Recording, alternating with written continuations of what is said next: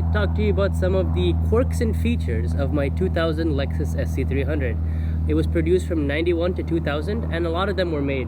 And people like to compare them to the Toyota Supra, but honestly, as well as it may share the same construction as a Supra, it's not a Supra, and there's so many more cool things on the interior and exterior than a Supra. So let's get started. Let's start in the front. There were two iterations of the car made. As with many cars, there was a pre-facelift and a post-facelift. However, the major change with this car was that it completely redesigned the front bumper and it gave it a grille, and that's what my car has. And it's pretty cool. I think it adds a lot of style to the car. Some people don't like it, some people like it. I personally like it a lot, obviously because I have this car, but I think the grille adds a lot of aesthetic quality and aggressiveness to the design. It also added fog lights instead of cornering lights, which I think is far more useful than cornering lights. This specific car only has two front airbags, and it's the passenger and the driver in the steering wheel. Not every single car had airbags. I'm pretty sure 95 and up only had passenger airbags. Before that, it was only driver airbags. But these doors, nowadays we have side curtain airbags and door airbags and stuff, but these doors are gigantic and massive. And if there's three things that weigh a crap ton on this car, it's the hood and the doors. And these doors are the heaviest doors I have ever seen in my life. These doors can withstand the weight of an entire car in case it was ever in a T-bone or a side impact collision. Funny enough, as much as people like to compare this car to a Supra, it is in fact not a Supra, and a lot of things can be seen from that. It's funny because the Supra and this car don't share door handles at all. The Supra has the pull door handles that we see in modern cars nowadays, and this car has a very staple 90s car door handle, which is the scoop under and pull door handle.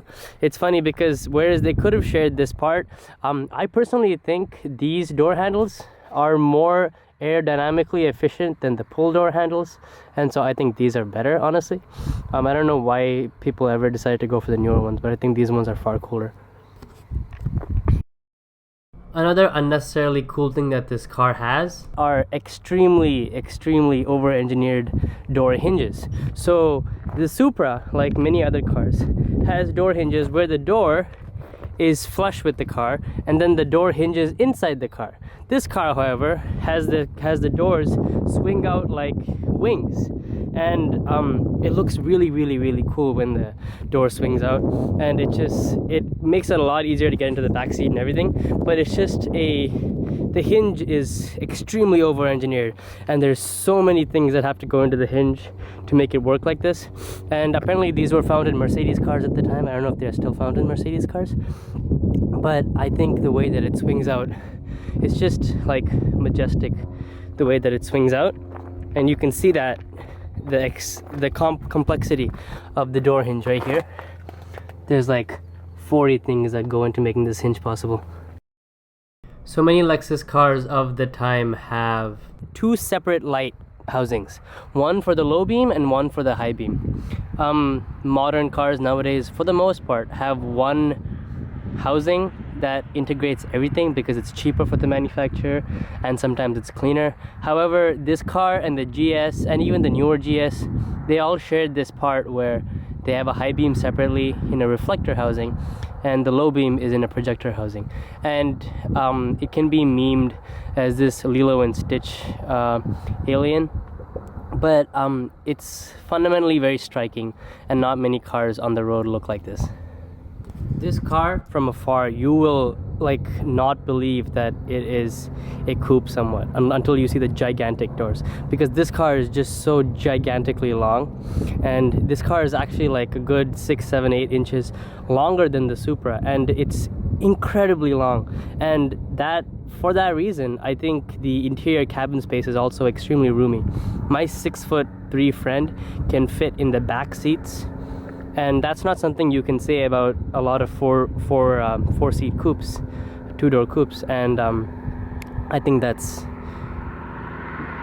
even today for the LC500 and stuff, it's not a common thing to find. And I think its length and its awesome design really contributes to its appearance and its majestic look. You can see how aerodynamic the car is, and when it rains and I'm in this car, I never have to use the windshield wipers. The raindrops just literally float off the top of the car, just because the car is so aerodynamic, and the wind just pushes the raindrops right off the car. So frameless doors on BMWs and Mercedes and kind of luxury cars, right? You'll see that frameless doors are a staple of luxury cars because it has the awesome look to it. However, it's funny because the Toyota Mark IV Supra is the car between these two that has frameless doors, and this car actually has very framed doors. And I think it's because of structural rigidity of the doors, because the doors are so heavy. And if you compare the weight of these doors to the Toyota Supra's doors, you'll see that these doors are way heavier. But it's funny because the Lexus ES, even though that's essentially a Camry in the 90s, had frameless doors, and the Camry has framed doors.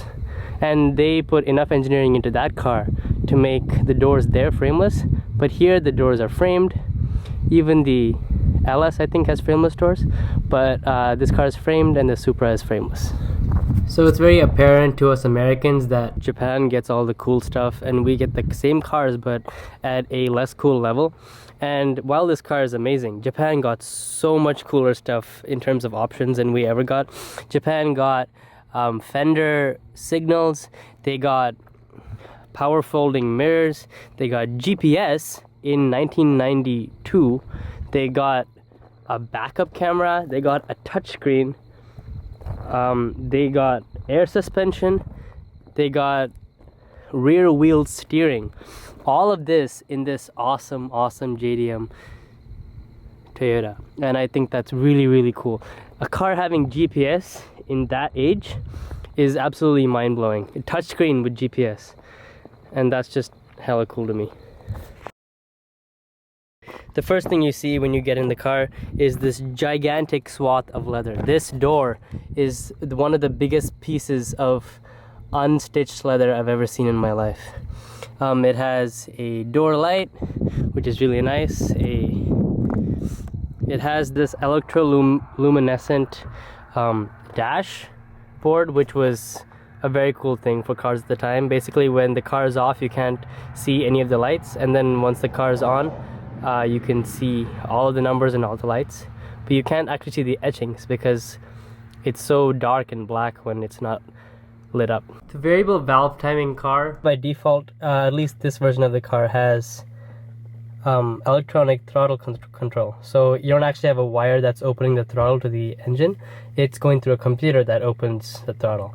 And so here, if you turn on power mode, then it'll be a more accelerated instant throttle response. ECT is normal, electronic control of throttle. And then there's snow mode, which is funny because whenever my brother or anybody else who I don't know well drives the car, I put it on snow mode, and what that does is it really dampens the throttle response, and it feels like it's a super sluggish car that's like half the power.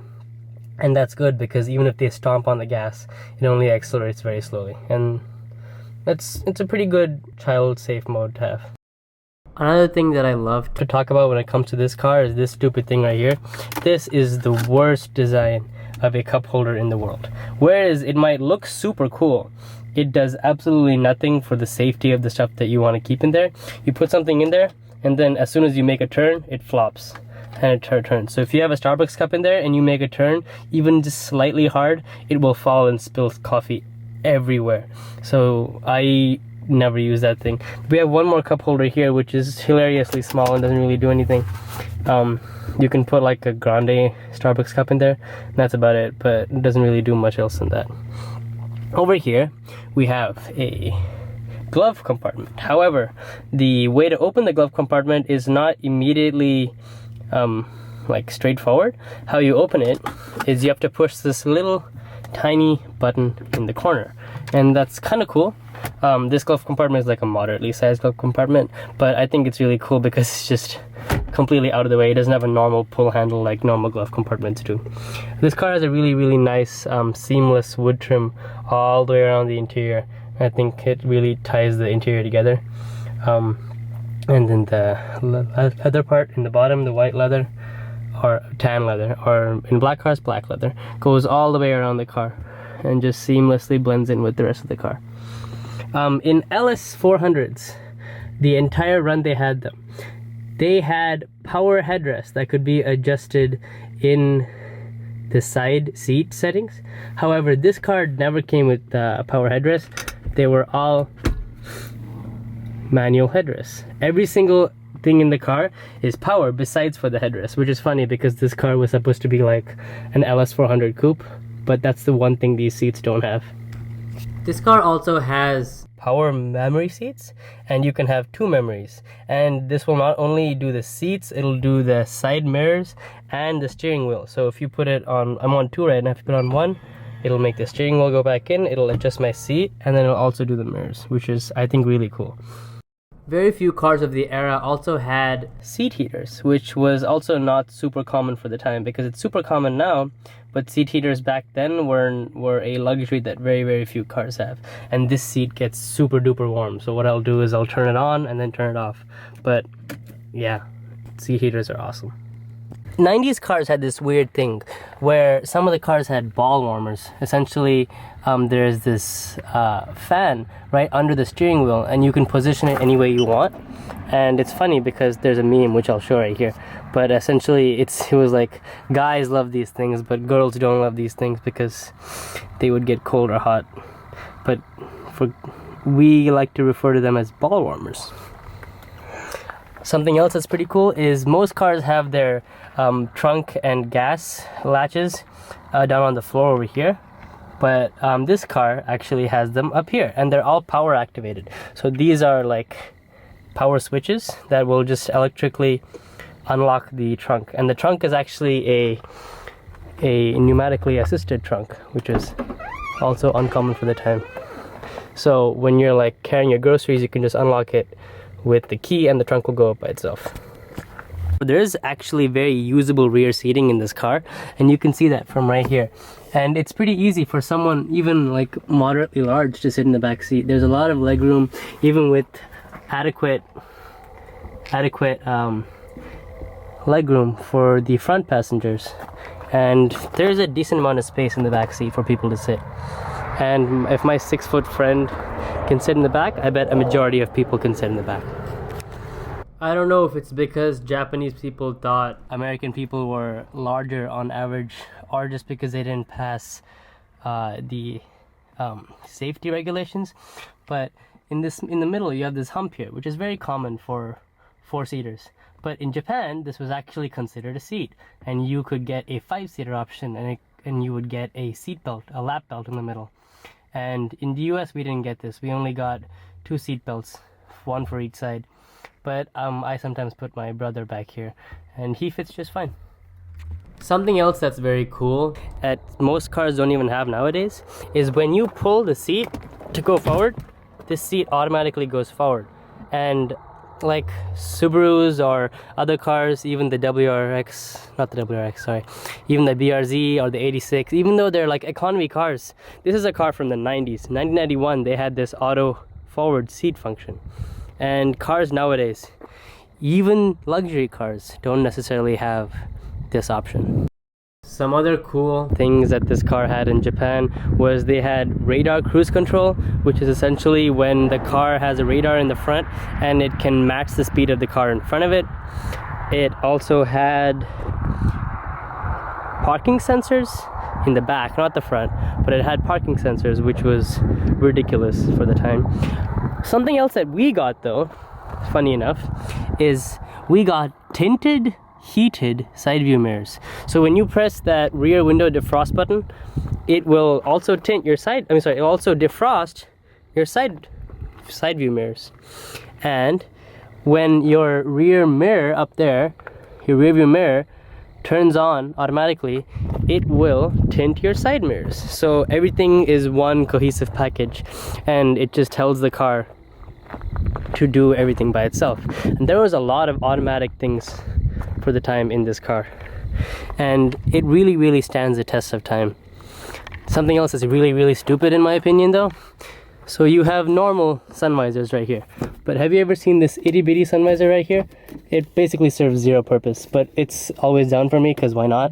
But it's just the weirdest little sun visor I've ever seen.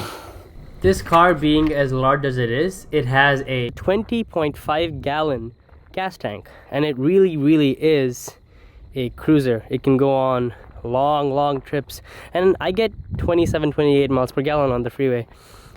So the only problem with that is, even though this car is gigantic in terms of size and it's longer than my 99 Camry, it has way less trunk space, even though that Camry has a 19 gallon gas tank, just because the gas tank is not mounted under the rear seats like most cars, or even down where the well is, but actually mounted right here. So it takes up a gigantic amount of space. If you can see, it goes from the backs of the seats all the way to the trunk. So it takes up a chunk of space that you could get from, like the Supra has a gigantic hatch, and this car does not have a gigantic trunk just because of this.